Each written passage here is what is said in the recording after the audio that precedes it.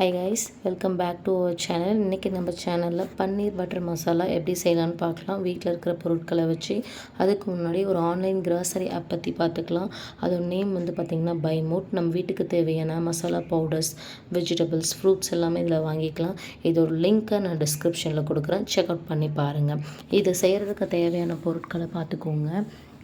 அதுக்கு முன்னாடி வந்து ஒரு மிக்சிங் பவுல் எடுத்துகிட்டு அதில் வந்து கேஷ்யூஸ் அண்ட் வந்து நான் ஒரு ஃபியூ வந்து பார்த்திங்கன்னா இந்த கடலை இருக்குது இல்லைங்களா, நிலக்கடலை, அது ஒரு 4 போட்டுக்கிட்டு ஒரே ஒரு தக்காளி போட்டுக்கிட்டு நல்லா மிக்சியில் நல்லா கிரைண்ட் பேஸ்ட்டாக அரைச்சி எடுத்துடுறேன். அதுக்கு முன்னாடி ஒரு பட்டரில் பேன் வச்சு இந்த பன்னீரை 2 பக்கமும் டோஸ்ட் பண்ணி எடுத்துட்டேன். அதை நான் வீடியோ பண்ண மறந்துட்டேன், ஸோ சாரி கைஸ்.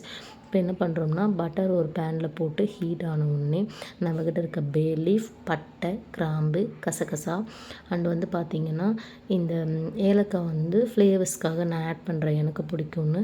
இதை போட்டுட்டு இது நல்லா ஒரு வதக்கினதுக்கப்புறம் ஒரு ஃப்ரை பண்ணதுக்கப்புறம் ஒரே ஒரு வந்து ஆனியன் எடுத்துக்கோங்க. அதை நல்லா ஸ்லைஸாக அவங்களால எவ்வளோ குட்டி குட்டியாக கட் பண்ண முடியுமோ அவ்வளோ குட்டி குட்டியாக கட் பண்ணி அது நல்லா வதங்கினோடனே ஒரே ஒரு டீஸ்பூன் இஞ்சி பூண்டு பேஸ்ட் போடுங்க. அதோட பச்சை வாசனை போன உடனே டொமேட்டோ, அந்த கேஷ்யூ, அந்த நட்ஸ் எல்லாம் போட்டு வதக்கணும் இல்லையா, அதாவது அரைச்சி வச்சோம் இல்லையா, அதை வந்து இதில் ஆட் பண்ணிக்கோங்க.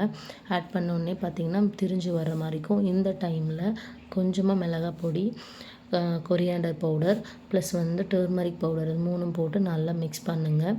இது நல்லா எண்ணெய் திரிஞ்சு வர்ற வரைக்கும் வெயிட் பண்ணிவிட்டு அப்புறம் இப்போ வந்து நம்ம மசாலா பவுடர்ஸ்லாம் ஆட் பண்ண போகிறோம்.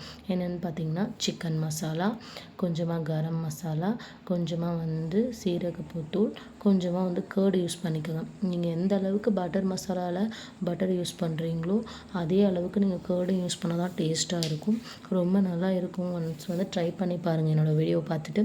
இப்போ தேவையான அளவு தண்ணி ஆட் பண்ணிக்கோங்க.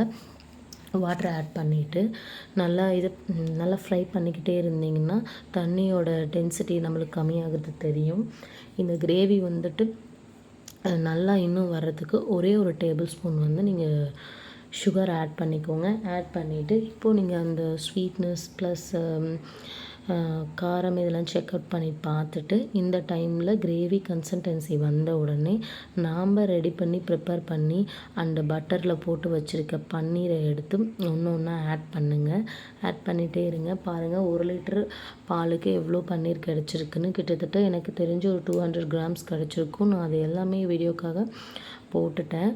பாருங்கள், நல்லா இருக்குது. இதை நான் வந்து பட்டரில் ஃபஸ்ட்டே ஃப்ரை பண்ணி எடுத்துட்டேன்.